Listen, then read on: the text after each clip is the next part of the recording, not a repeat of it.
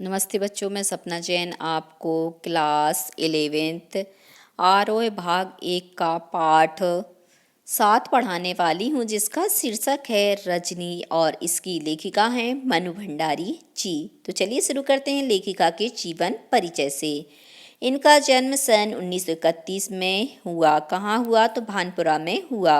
इनकी प्रमुख रचनाएं हैं एक प्लेट, सैलाब, मैं हार गई, तीन निगाहों की एक तस्वीर, यही सच है, त्रिशंकु, आंखों देखा झूठ। ये सभी इनके कहानी संग्रह हैं। आपका बंटी, महाभोज, स्वामी, 1 इंच मुस्कान, राजेंद्र यादव के साथ, ये सभी इनके उपन्यास हैं। अब है पटकथाएं। रजनी, निर्मला, स्वामी, दर्पण, ये सभी इनकी पटकथाएं हैं। अब अगला है आपका प्रश्न सम्मान से संबंधित। यहाँ पर इनको कौन कौन से सम्मान मिले हैं? तो यहाँ पर इसके उत्तर में है कि हिंदी अकादमी दिल्ली का शिखर सम्मान से इनको सम्मानित किया गया, बिहार सम्मान से सम्मानित किया गया, भारतीय भाषा परिषद कोलकाता, इससे भी इनको सम्मानित किया गया, राजस्थान संगीत नाटक अकादमी और उत्तर प्रदेश संस्थान द्वारा भी इन्हें पुरस्कृत किया गया। मनु भंडारी हिंदी कहानी में उस समय सक्रिय हुई जब नई कहानी आंदोलन अपने उठान पर था। बताते हैं कि जो मनु भंडारी जो लेखिका हैं हमारी इस पाठ की, हिंदी कहानी में उस समय सक्रिय हुई जब नई कहानी आंदोलन चल रहा था, मतलब उफान पे था। नई कहानी आंदोलन छठा दशक में जो नया मोड़ आया, उसमें मनु जी का विशेष योगदान रहा। तो छठा दशक के आंदोलन में इनका बहुत बड़ी भूमिका रही। उनकी कहानियों में कहीं पारिवारिक जीवन, कहीं नारी जीवन और कहीं समाज के विभिन्न वर्गों के जीवन की विसंगतियाँ विशेष आत्मीय अंदाज में अभिव्यक्त हुई हैं। तो इन्होंने कौन कौन से तथ्यों पर कहानियाँ लिखी? तो पारिवारिक जीवन पर, नारी जीवन पर, समाज के विभिन्न वर्गों की जीवन पर, विसंगतियों पर, आत्मीय अंदाज में ये सभी को व्यक्त किया। उन्होंने आक्रोश, व्यंग और संवेदना को मनोवैज्ञानिक रचनात्मक आधार दिया है। वह चाहे कहानी हो, उपन्यास हो या फिर पटकथा ही क्यों ना हो। यहाँ आप मनु जी द्वारा लिखित एक पटकथा पढ़ने जा रहे हैं। पटकथा यानी पट या स्क्रीन के लिए लिखी गई वह कथा अर्थात कहानी। रजत पट फिल्म का स्क्रीन के लिए भी हो सकती है, मतलब यह जरूरी नहीं कि एक ही चीज़ के लिए हो, ये दूसरी चीज़ के लिए भी हो सकती है। और टेलीविज़न के लिए भी, मतलब टीवी के लिए भी। मूल बात यह है कि जिस तरह मंच पर खेलने के लिए नाटक लिखे जाते हैं, उसी तरह कैमरे से फिल्माए जाने के लिए पटकथा लिखी जाती है। मतलब जब हम फिल्म बनाते हैं तो किसके आधार पर बनाते हैं? पटकथा के आधार पर ही बनाते हैं। और नाटक बनाते तो हम रंगमंच पे या उसका क्या करते हैं? नाटकीय रूप प्रस्तुत करते हैं। कोई लेखक किसी भी दूसरी विधा में लेखन करके उतने लोगों तक अपनी बात नहीं पहुंचा सकता जितना कि पटकथा लेखन द्वारा, क्योंकि पटकथा शूट होने के बाद धारावाहिक या फिल्मों के रूप में लाखों करोड़ों दर्शकों तक पहुंच जाती है। हम लिखते हैं तो बहुत कम लोग पढ़ते हैं, परंतु टीवी एक ऐसी चीज़ है, सीरियल ऐसी चीज़ है कि हर कोई देखना चाहते हैं टीवी पर, फिल्में भी देखना चाहते हैं। तो ये जो कहानियाँ होती हैं वह सीधे क्या होते हैं? दर्शकों तक पहुंच जाती हैं। इस लोकप्रियता के चलते ही पटकथा लेखन की ओर लेखकों का भी पर्याप्त रुझान हुआ, मतलब उस और लोगों का रुझान गया और वो भी लिखना शुरू करने लगे। और पत्र पत्रिकाओं तथा पुस्तकों में भी पटकथाएं छपने लगी हैं। प्रस्तुत पाठ में रजनी द्वारा धारावाहिक भी एक कड़ी दी जा रही है, मतलब जो रजनी धारावाहिक चलता था पहले टीवी पर, उसकी एक कड़ी यहाँ पर प्रस्तुत की जा रही है पाठ के माध्यम से। अब पाठ का सार। रजनी पिछली सदी के 90 दशक का एक बहुचर्चित टीवी धारावाहिक रहा है। यह वह समय था जब हम लोग और बुनियाद जैसे सोप ओपेरा दूरदर्शन का भविष्य गढ़ रहे थे। बासु चटर्जी के निर्देशन में बने इस धारावाहिक की हर कड़ी अपने में स्वतंत्र और मुकम्मल होती थी और उन्हें आपस में गूंथने वाली सूत्र रजनी थी। हर कड़ी में यह जुझारू और इंसाफ पसंद स्त्री पात्र किसी न किसी सामाजिक राजनीतिक समस्या से जूझती नजर आती थी। प्रस्तुत अंश भी व्यवसाय बनती शिक्षा की समस्या की ओर हमारा ध्यान खींचता है। जो अंश है वह क्या करता है, व्यवसाय बनती जो शिक्षा है उस समस्या की ओर भी हमारी दृष्टि को ले जाता है। पटकथा की शुरुआत लीला के घर से होती है जो रजनी की पड़ोसन है। रजनी लीला को बाजार साथ चलने को कहती है, लेकिन लीला उसे यह कहकर रोक लेती है कि उसके बेटे का रिजल्ट आने वाला है। रजनी यह सुनकर बहुत खुश होती है क्योंकि उसे पूरा विश्वास है कि परीक्षा में अमित के अच्छे अंक आएंगे, क्योंकि वो पढ़ने में बहुत अच्छा बालक है। लेकिन जब अमित घर आता है तो सबको पता चलता है कि अमित को गणित में सिर्फ 72 अंक मिले थे। लेकिन अमित ने अध्यापक के बार बार कहने पर भी ट्यूशन नहीं ली, जिसके कारण उसे कम अंक मिले थे। रजनी ने इस बात की शिकायत स्कूल के हेडमास्टर से की, लेकिन उन्होंने इस मामले को गंभीरता से नहीं लिया और इसमें स्कूल की कोई जिम्मेदारी नहीं बताकर इसे अध्यापक और छात्र के बीच का आपसी मामला कहकर टाल दिया। रजनी के पति को यह बात पता चली तो वह रजनी को इस मामले में न पढ़ने की सलाह देता है कि तुम इसके बीच में क्यों पढ़ती हो, लेकिन रजनी किसी की नहीं सुनती। रजनी ने इस बात की शिकायत स्कूल के शिक्षा निर्देशक से की, वहाँ भी उसकी बात कोई नहीं सुनता।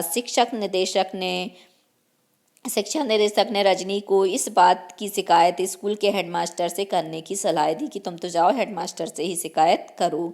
इस प्रकार वे भी इसके विरुद्ध कोई कार्रवाई नहीं की, उन्होंने भी कोई भी कार्रवाई नहीं की। आखिरकार रजनी इस समस्या को लेकर अखबार के संपादक से मिली, जहां उसे थोड़ी उम्मीद नजर आई कि अब तो कोई सुनने वाला रहेगा। अखबार वालों के सहयोग से उसने अभिभावकों की एक मीटिंग का आयोजन किया। वहां उसने प्रस्ताव दिया कि अध्यापकों द्वारा जबरदस्ती ट्यूशन लिए जाने से संबंधित सख्त से सख्त नियम बनाए जाने चाहिए। ट्यूशन न लिए जाने पर बच्चों के अंक काटने पर अध्यापकों के विरुद्ध सख्त कार्रवाई की जाएगी। बोर्ड रजनी के इस प्रस्ताव को मान लेता है। इस प्रकार रजनी ने जिस उद्देश्य के साथ यह आंदोलन शुरू किया था उसमें सफल होती भी है। इस प्रकार से इस पाठ का अंत हो जाता है। अब है अभ्यास प्रश्न पाठ के साथ। सबसे पहला प्रश्न है, रजनी ने अमित के मुद्दे को गंभीरता से लिया क्योंकि वह अमित से बहुत स्नेह करती थी। अमित उसकी मित्र लीला का बेटा था। वह अन्याय के विरुद्ध आवाज़ उठाने की सामर्थ्य रखती थी। उसे अखबार की सुर्खियों में आने का शौक था। तो इसमें उत्तर आएगा, वह अन्याय के विरुद्ध आवाज़ उठाने की सामर्थ्य रखती थी, शक्ति रखती थी। अगला है, जब किसी का बच्चा कमज़ोर होता है तभी उसके माँ बाप ट्यूशन लगवाते हैं। अगर लगे कि कोई टीचर लूट रहा है तो उस टीचर से ना ले ट्यूशन, किसी और के पास चले जाएं। यह कोई मजबूरी तो है नहीं। प्रसंग का उल्लेख करते हुए बताएं कि यह संवाद आपको किस सीमा तक सही या गलत लगता है, तर्क दीजिए।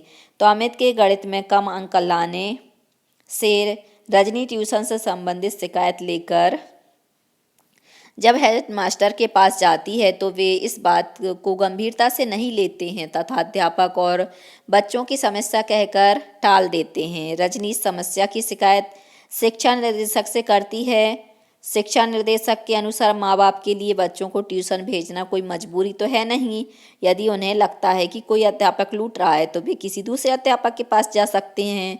मेरे विचार से शिक्षा निर्देशक का यह संवाद बिल्कुल ही अतार्किक है, मतलब इसमें कोई तर्क ही नहीं है। उन्होंने समस्या को गंभीरता से नहीं लिया, मतलब यदि वो चाहते तो समस्या का समाधान स्वयं भी कर सकते थे, परंतु उन्होंने इस समस्या को समस्या नहीं समझा।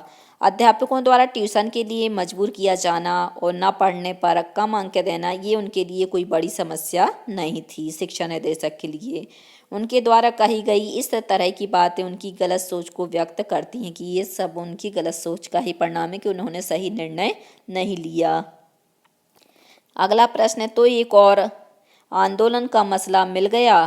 फुसफुसाकर कही गई यह बात किसने किस प्रकार से कही।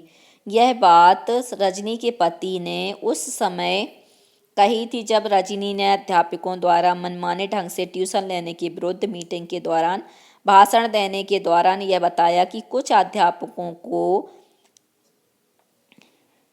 कम वेतन देकर अधिक वेतन पर हस्ताक्षर करवाए जाते हैं। ऐसे अध्यापकों से उसने अनुरोध किया कि वे संगठित होकर आंदोलन करें और इस अन्याय का पर्दाफाश करें। इस बात पर उसके पति ने रजनी के पति ने रजनी से कहा। इससे कहने वाले की किस मानसिकता का पता चलता है? तो इसका उत्तर है, इससे कहने वाले की संकीर्णता तथा आत्मकेंद्रित सोच का पता चलता है। ये लोग सामाजिक समस्या से स्वयं को अलग रखना चाहते हैं, सिर्फ अपने काम से मतलब रखते हैं। इस तरह के लोग दूसरों की समस्या में उलझकर व्यर्थ की परेशानी में नहीं पड़ना चाहते हैं। सोचते हैं कि अब बस अपना काम करो और आगे बढ़ो, दूसरों के बीच में क्यों पड़ो फालतू में। तो इस प्रकार से वो दूसरों का सहयोग नहीं करते। परंतु रजनी ने ऐसा नहीं सोचा और उसने क्या किया, अपने मित्र की बेटी की सहायता की। रजनी धारावाहिक की इस कड़ी की मुख्य समस्या क्या है? क्या होता अगर का अमित का पर्चा सचमुच खराब होता, संपादक रजनी का साथ ना देता? तो पहले है कि रजनी धारावाहिक की इस कड़ी की मुख्य समस्या अध्यापकों द्वारा जबरदस्ती ट्यूशन लेने के लिए छात्रों को मजबूर करना तथा ट्यूशन न पढ़ने पर कम अंक देना। इस धारावाहिक में इसी समस्या को उजागर किया गया है, मतलब धारावाहिक में दिखाया गया है। हम पढ़ रहे हैं इसलिए हम कह रहे हैं कि उजागर किया गया, और हम देख रहे होते तो हम उस दृश्य को देख पाते। अब है अमित का पर्चा सचमुच खराब होता। यदि अमित का पर्चा सचमुच खराब होता है तो रजनी इस समस्या को लेकर कोई बखेड़ा खड़ा नहीं करती और ना इस बात को पता चलने पर कोई आंदोलन ही करती कि है इसके नंबर कम आए, तो इसका पर्चा ही खराब गया तो नंबर ही कम है। पर क्या है, उसका पर्चा तो अच्छा गया था परंतु उसको न अंक हैं जो वो क्या दिए गए थे, कम दिए गए थे। इस कारण से उसने ऐसा किया। यदि संपादक रजनी का साथ ना देता तो रजनी इस समस्या को एक बड़े आंदोलन का रूप ना दे पाती, ना ही वह ट्यूशन से संबंधित मसले को सुलझा पाने में सफल हो पाती। परंतु उन्होंने साथ नहीं दिया, निर्देशक ने, हेडमास्टर ने, तो उसको क्या है, बड़ा रूप लेकर ये कार्य करना पड़ा। अब है पाठ के आसपास से। गलती करने वाला तो है ही गुनहगार, पर उसे बर्दाश्त करने वाला भी कम गुनहगार नहीं होता। इस संवाद के संदर्भ में आप सबसे ज़्यादा किसी और क्यों गुनहगार मानते हैं?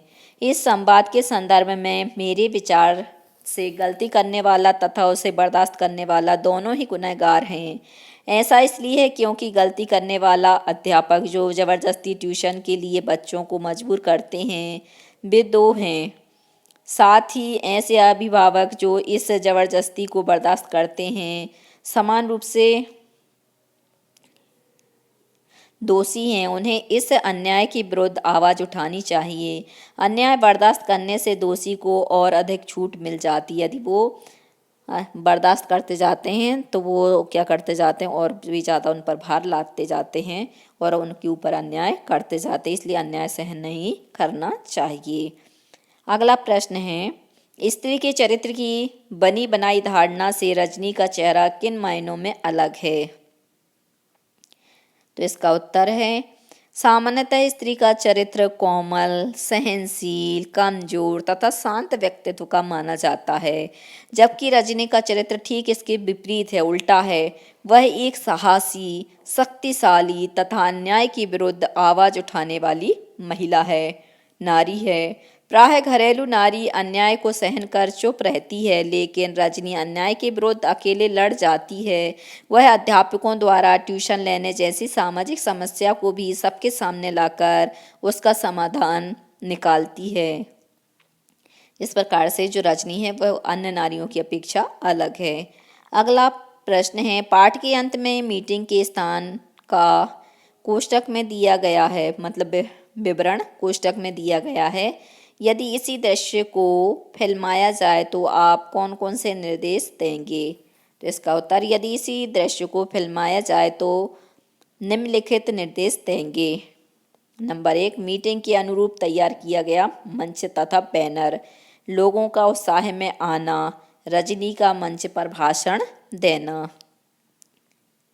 अगला प्रश्न है, इस पटकथा में दृश्य संख्या का उल्लेख नहीं है, मगर गिनती करें तो 7 दृश्य हैं। आप किस आधार पर इन दृश्यों को अलग करेंगे? तो इसका उत्तर है, पटकथा में दृश्यों को संख्या के आधार पर अलग अलग नहीं दर्शाया गया। हम